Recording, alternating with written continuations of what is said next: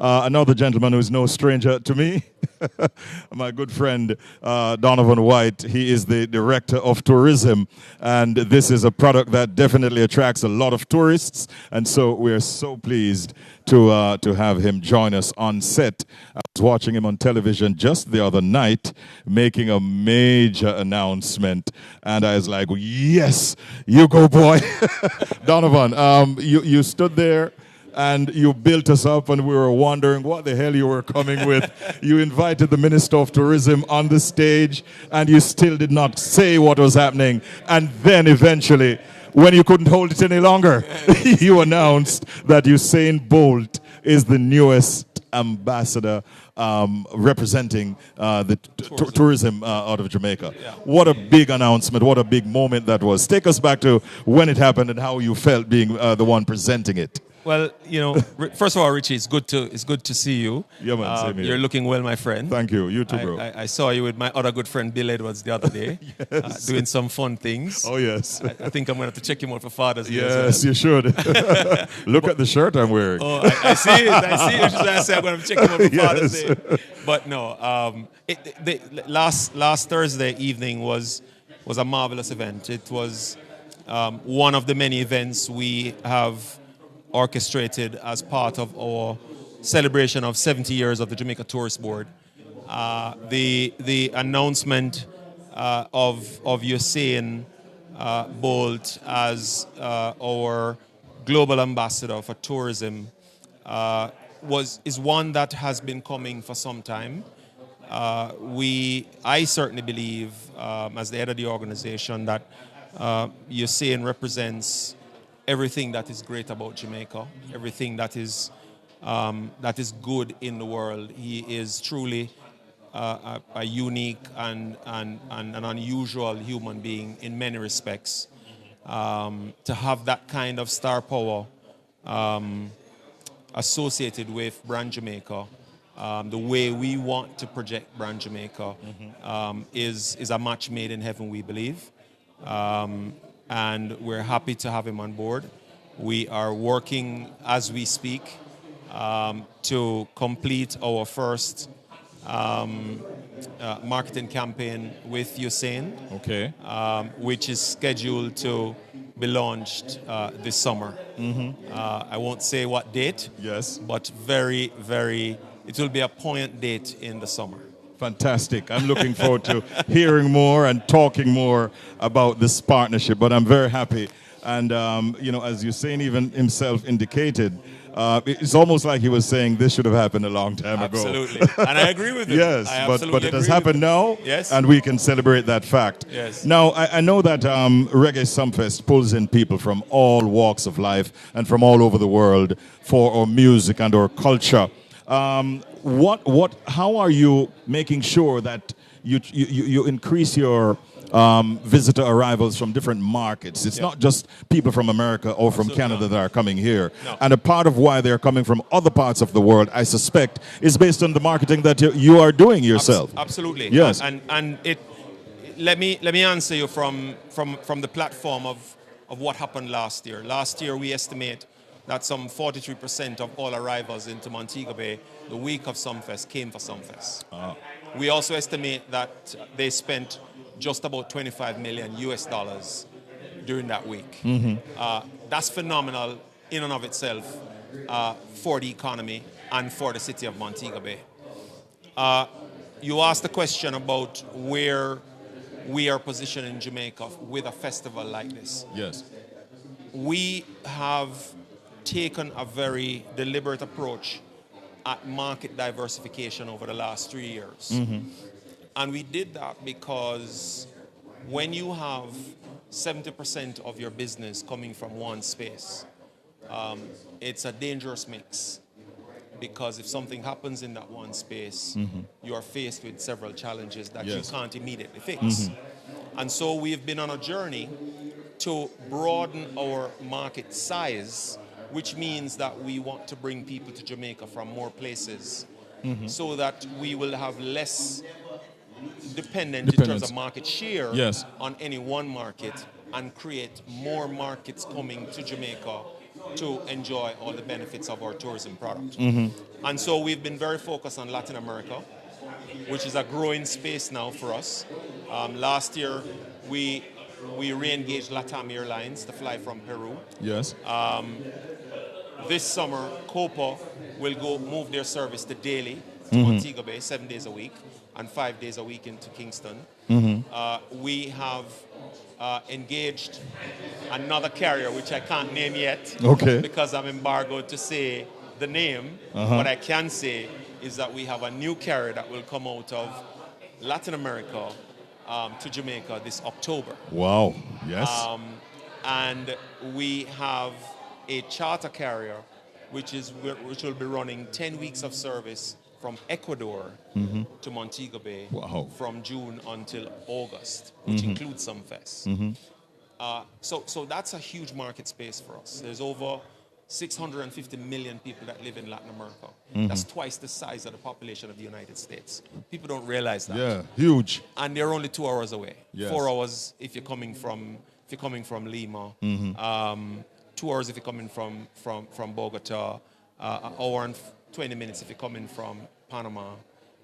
And so we have really spent some time and put some effort and energy and resource into opening up Latin America for Jamaica.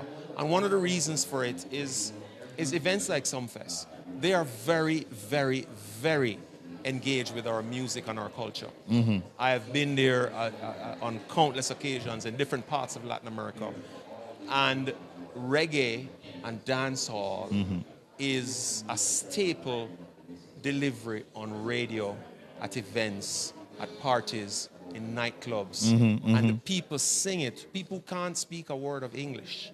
Sing the words, word for word, in English. Yes. Phenomenal. And it's phenomenal. Yes. And so we have positioned Sumfest 2025 in that market space. It's one of the reasons why Copa has decided to increase their frequency of service into Montego Bay for the summer. It's one of the reasons why LATAM Airlines is using the performance of the summer period to determine if they should also go daily with service to Montego Bay.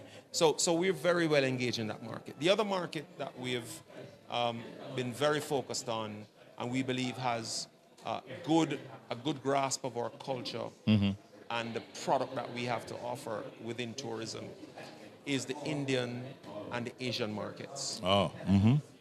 And so we've also spent a lot of time in that market space. And there'll be, I'm sure, new announcements to make later on in the year from that market space. Yes. And lastly, the other area that will open up for us if those new announcements come later this year is Africa. So we're not asleep. You're bringing the entire world to Jamaica. We may be quiet, yes, but we're quietly working in the background. Yes. The visitor arrivals will definitely be looking much better going forward. And you're not only bringing people in, but you're making preparations for them. Driving on into Montego Bay, I haven't been down this side for a minute. We saw a number of properties that are under construction that will be no doubt in operation within short order. Which can accommodate thousands more visitors. Absolutely. So we're making the preparations. It's a good time to be director of tourism, I suspect. And we want to thank you publicly for the work that you've been putting in and the results that you have been getting. Thank you. It's been a combination of vision and strategy within tourism. Yes.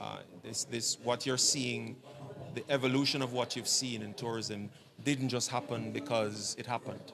It happened because there was a deliberate and focused approach to get to where we are today. Yes. And the work hasn't stopped. And I think the government has finally realized that the investment that is needed in infrastructure, roads, bridges, bypasses, yes, the investment in beach development right across the country, the investment in building out new city centers like Morant Bay. Yes.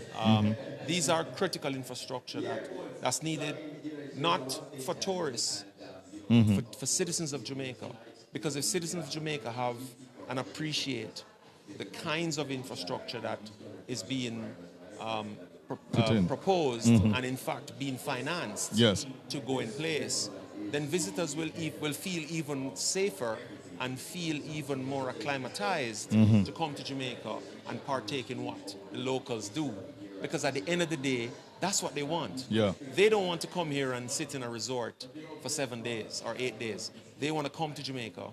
They want to get on a tour bus or jump in a rent-a-car and go about their business. Yes. They want to go and explore. They want to get lost in paradise Yes, yes. and found and taken back to where they're sleeping. Right. Truly, that's It really, is a fact. That's a fact. Yes. And so we want to be able to provide the right environment with the right enabled infrastructure to ensure that when visitors come to Jamaica, Yes. they can have the time of their lives and they can come back and do it all over again. Absolutely. And so it takes us to the partnership with your office and, of course, Reggae Sumfest, the Caribbean's biggest festival. No doubt you're on board as a sponsor again. And what are your expectations for this year in terms of even visitor arrivals? Is it looking good for you? Visitor arrivals is looking good. It's always it's a staple on the calendar for people who travel for entertainment and travel for fun and adventure. Sumfest is more than just 2 nights of festival. It's a week celebration of different activities, different events, different cultural experiences. The big thing for me, as always, I love the two nights, obviously. Yes. Because I love to absorb the performances. But I've always loved the sound clash. Sound clash for me is where our music resonates. It's where, as a kid, I recall going to the Stereophonics, going to the House of Leos, going to Stone Love, Yes. and seeing how DJs craft their skill, taking a microphone and put on a rhythm and just build a lyrics at the same place. Yes. It's an amazing ability to be able to do that. And so I'm always enamored by Sound Clash. And I'm even more enamored when I see foreign nationals, the Japanese, the guys from Argentina, the guys from the United States, who come to Sound Clash to challenge the raw-born Jamaicans, Jamaicans. yes. And very often are having big success as well. And have big success. So Yes. it's an interesting, Yes. always an interesting thing for me to just sit and soak up and listen and just laugh and have fun. And it says a lot about our culture and the fact that it attracts so many participants and players from such a wide cross-section of countries from around the world. We're looking forward to this year's festival, Donovan, and no doubt we'll be catching up with you there. Absolutely. And I want to thank you for dropping by our broadcast point.